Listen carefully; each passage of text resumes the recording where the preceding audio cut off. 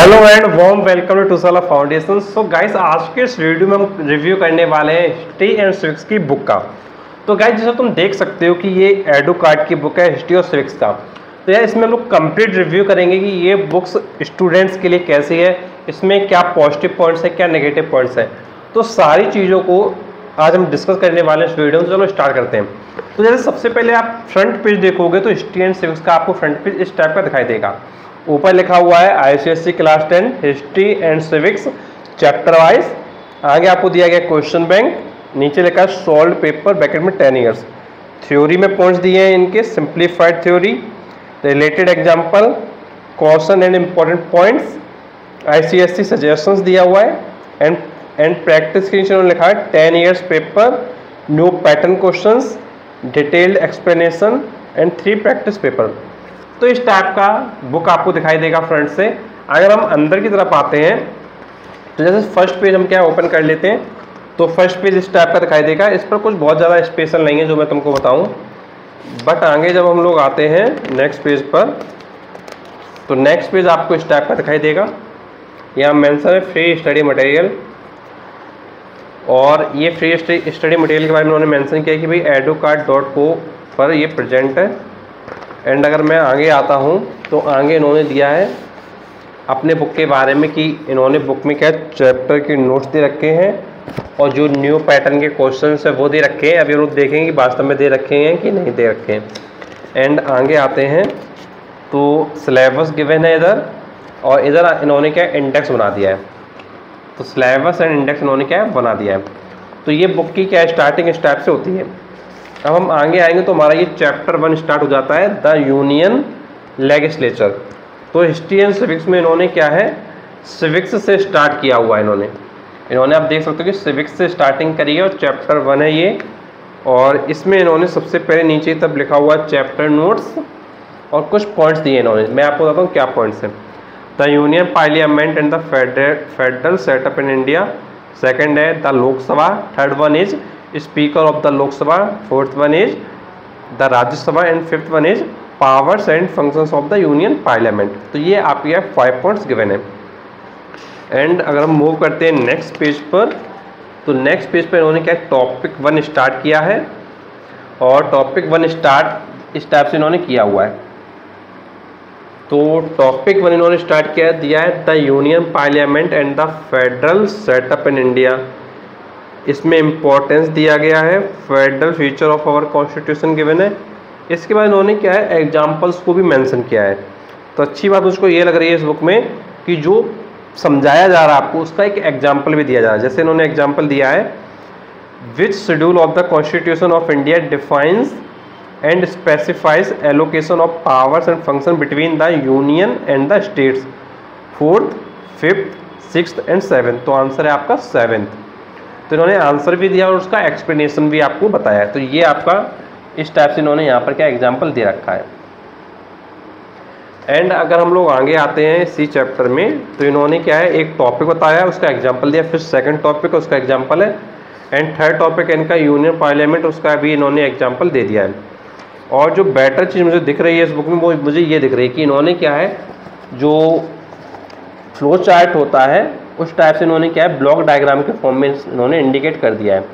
जैसे इन्होंने यहाँ बताया है union parliament oblique central legislature, 3 part में इन्होंने डिवाइड किया है, राज्यसभा, लोकसभा एंड प्रेसिडेंट।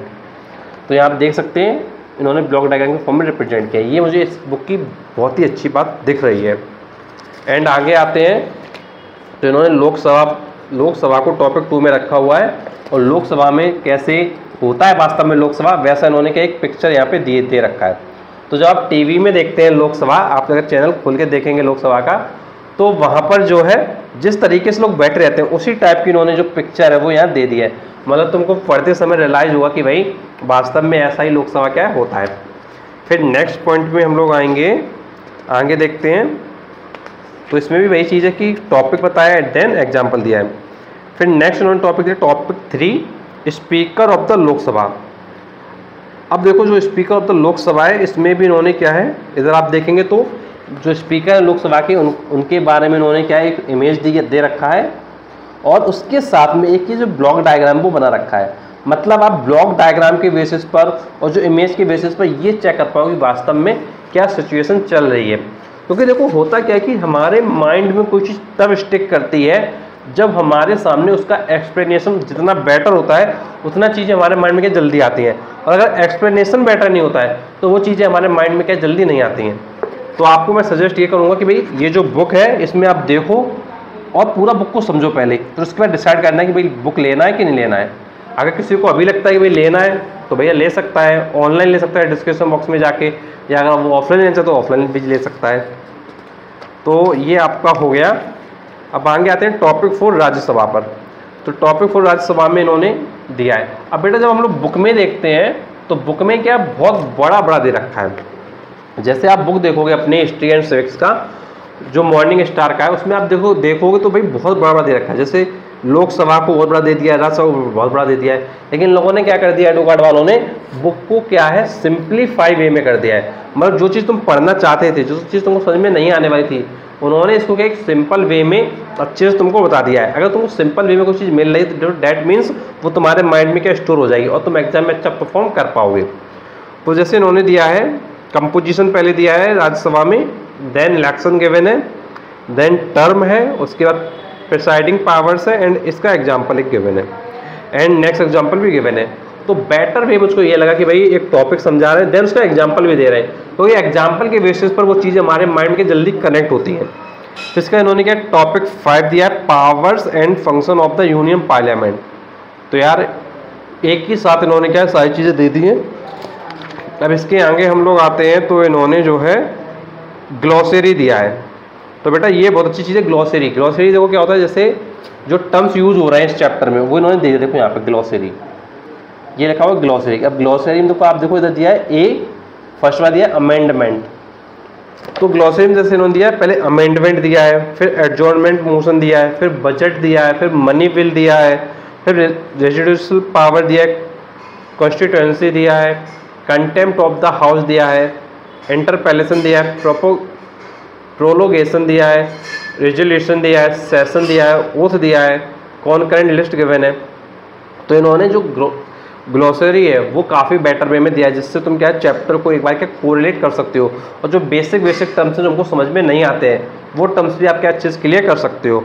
तो उसको करने से तुम्हारा जो चैप्टर है वो अच्छे से क्लियर हो जाएगा। तो तुमको पता चल जाएगा भाई अमेंडमेंट का क्या मीनिंग है, मनी बिल का क्या मीनिंग है, ओथ का क्या मीनिंग है, सेशन का क्या मीनिंग है। तो ये सब बेसिक चीज़ तुमको क्या पता चल जाएगी। अब इसके बाद इन्होंने दिया है हुज हू। हुज हू का मतलब है कौन किसने क्या किया। जैसे श्री जीवी मवलकर, तो इन्होंने दिया the first speaker of the Lok Sabha और इनका टाइम पीरियड गिवन है। फिर नेक्स्ट है Miss Meera Kumar, the first women speaker of Lok Sabha, इनका टाइम पीरियड दिया है 4/6/2019 टू 4/6/2014। तो इनका कौन था और क्या था वो इन्होंने दे दिया है।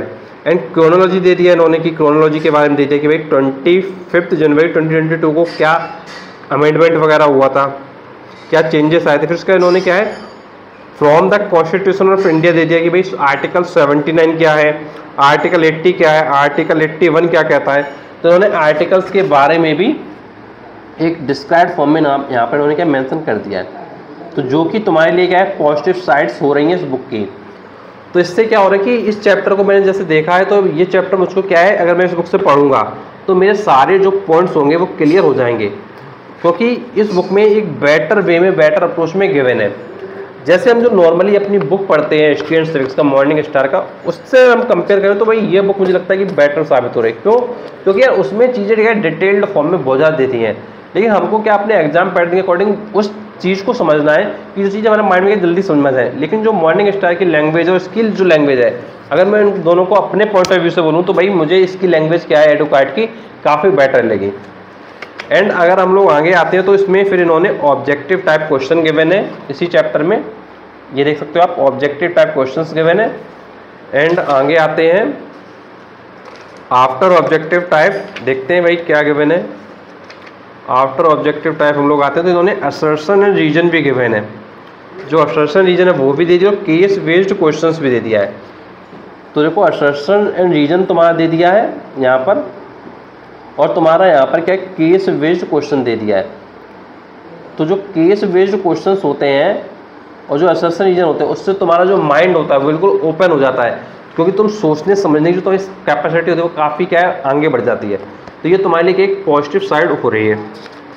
एंड हम लोग आगे आते हैं तो फिर उन्हें क्या है 2 मार्क्स वाले क्वेश्चन गिवन है, 5 मार्क्स वाले क्वेश्चन गिवन है और सब्जेक्टिव टाइप क्वेश्चंस भी इन्होंने दिए हैं।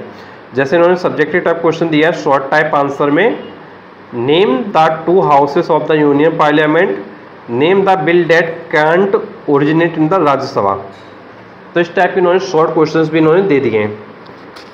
एंड आगे हम लोग आएंगे सब्जेक्टिव टाइप में 2 मार्क्स वाले क्वेश्चन इन्होंने दे दिया है। इसके बाद जो 3+3+4 मार्क्स वाले क्वेश्चन आते हैं, जो तुम्हारा 10 मार्क्स का पूरा क्वेश्चन होता है ओवरऑल, वो भी इन्होंने क्या दे दिया है।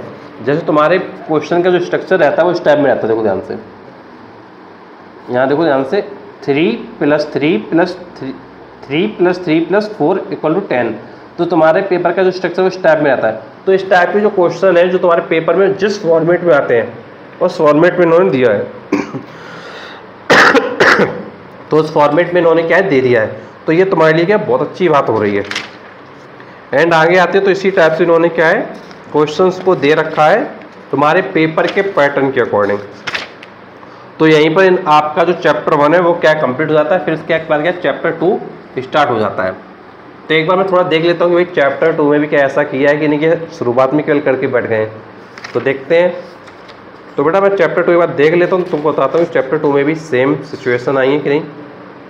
तो बेटा चैप्टर 2 जैसे मैं देख रहा हूँ तो चैप्टर 2 में भी टॉपिक के बाद एग्जाम्पल्स हैं एंड एग्जाम्पल्स का टॉपिक 2 दिया है, फिर उसके बाद ग्लॉसरी भी दिया है, उसके बाद from the constitution of India भी गिवन है, ऑब्जेक्टिव टाइप क्वेश्चंस भी गिवन है, असर्शन रीजन भी है, केस बेस्ड क्वेश्चंस भी हैं और जो सब्जेक्टिव टाइप क्वेश्चंस हैं वो भी हैं। तो अगर मैं तुमसे कहूँ तो भाई पेपर का जो पैटर्न है उसके अकॉर्डिंग बुक है और जो टॉपिक्स हैं वो ईजिली अंडरस्टैंडेबल हैं, मीन जो टॉपिक्स हैं वो तुमको ईजिली समझ में आ जाएंगे। तो ओवरऑल अगर मैं तुमको अपने पॉइंट ऑफ व्यू से बोलूँ तो भाई ये बुक तुम्हारी एडुकार्ड की हिस्ट्री एंड सिविक्स के लिए बहुत ही बेस्ट बुक है, क्योंकि इस बुक से अगर तुम पढ़ोगे तो सारी चीज़ें तुमको समझ में क्या अच्छे से आ जाएंगी। और मैंने तुमको बीच बीच में कई बार बुक को दिखाया है, तो एक बार बुक को देखो समझो और अगर अच्छा लगता है तो आप डिस्क्रिप्शन बॉक्स में जाकर इस बुक को क्या है बाय भी कर सकते हो ऑनलाइन। और तुम्हारा कोई भी प्रॉब्लम है, कोई भी डाउट है इस बुक के रिगार्डिंग, तो नीचे कमेंट बॉक्स से कमेंट करके पूछ सकते हो। एंड अगर तुम्हारे पास अभी तक हिस्ट्री का सिलेबस नहीं है या किसी अदर सब्जेक्ट का भी सिलेबस नहीं है तो डिस्क्रिप्शन बॉक्स में तुमको ऐप का भी लिंक मिलेगा, ऐप के लिंक पे क्लिक करके ऐप को इंस्टॉल कर लो और फ्री ऑफ कॉस्ट तुम क्या है सिलेबस हर एक सब्जेक्ट का डाउनलोड कर सकते हो, सैंपल पेपर भी डाउनलोड कर सकते हो। बस आप क्या है आपको करना होगा ऐप को इंस्टॉल। और अगर तुम्हारा कोई भी डाउट है, कोई भी कंफ्यूजन, तो नीचे कमेंट बॉक्स से पूछ लेना। तो चलो आज के वीडियो हम लोग यही एंड करते हैं, मिलते हैं आपसे नेक्स्ट वीडियो तक। Thank you so much for watching this video.